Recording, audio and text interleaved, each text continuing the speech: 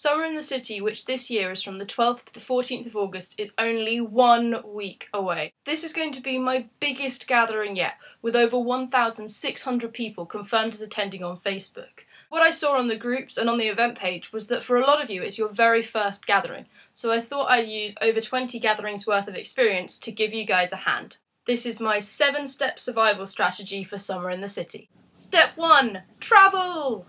How you're getting into central London from wherever you live is your own business, but once you're here you're going to need to use trains, tubes or buses to get from one location of the gathering to another. You can pay for these things one at a time, but that can really add up. What I recommend is either getting an Oyster card or a travel card. Oyster cards cost you £5 and then you have to top up however much you're going to need for your journey. You swipe in on these little sort of yellow discs before you go on buses and trains and things. Travel cards are a traditional paper ticket. They cost, for zones 1 and 2, which will cover anywhere you want to go in Summer in the City, they're £6.60 or only £4.40 if you've got a student rail card. They'll then, just like Oyster cards, take you on buses, trains and tubes, but with no extra cost. If you think you're lost in central London, do not panic. It's one of the easiest cities to get around. My strategy is always just keep walking until you get to a tube station, and then you can use the tube to get to wherever you want to go. Another thing that's really helpful is these dark blue and yellow signs they have.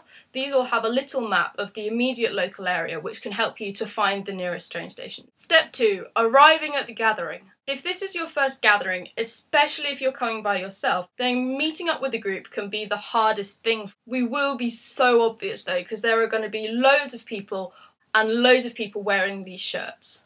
The best thing to do when you arrive is just look for someone who you think, I wouldn't mind talking to that person, and just go up and say hi. Everyone's there to meet new people and, you know, they're going to want to meet you too. Also, if you see me, feel free to come up and say hi. I love meeting new people and I'll be more than happy to introduce you to some other people that share that view. Don't be shy, but also don't be too much in people's faces.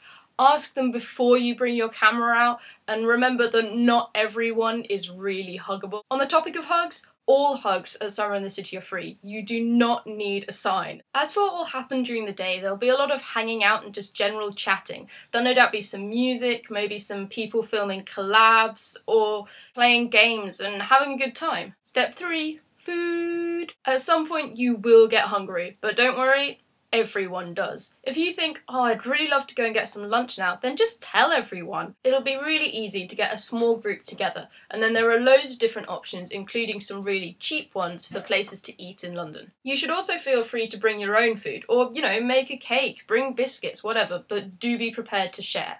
One thing people are less keen on sharing is drinks. It's not hygienic and I don't recommend it. The best thing to do is just to bring your own water bottle, because water especially is really expensive in central London. Whatever food or drink you buy or bring with you, please make sure that all the wrappers, bottles, litter of any kind goes in a bin. We want to leave the parks looking just as good as they did when we arrived. Step 4.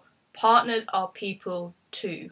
There will be some YouTube celebrities at Summer in the City, and it's great if you want to go up to them and tell them how much you like their work. But they're just normal people too, and they're just here to hang out and have a good time just like you. So think twice before you go up to them and ask for their hand in marriage, or to shine and Sharpie across your forehead, or design your next tattoo. If you think it would be weird for a complete stranger to come up to you and do one of those things, then don't do it to them. Step 5.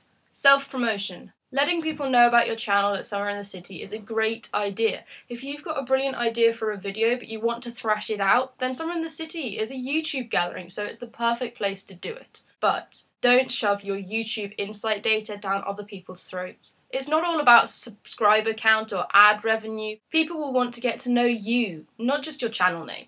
Also, if someone tells you about their channel, even if it sounds like something you wouldn't be that into, don't knock it until you've tried it. They might just be the next best thing. Step 6. Prepare for the weather.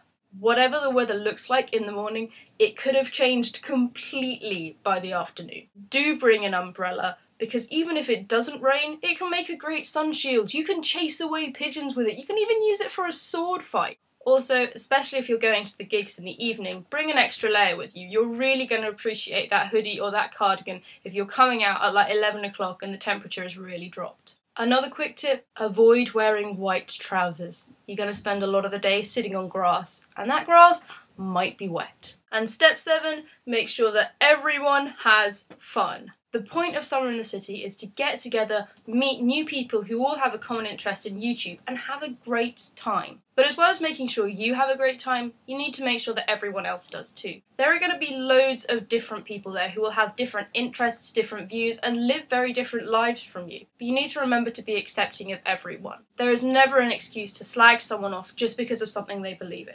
Just remember, it's okay to not like things. It's okay, just don't be a dick about it. I've put links to the official Summer in the City 2011 Facebook page, Twitter, Tumblr, which also has a useful FAQ section, and the official video. Feel free to leave any extra questions you may have in the comments below.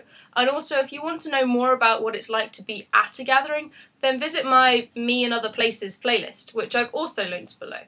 It's a collection of videos made by other people that I've met at gatherings over the last 4 years, and it includes clips of things we've done and also their opinions on the day. I hope you've enjoyed my 7-step survival strategy for Summer in the City, and all that's left to say is, see you there.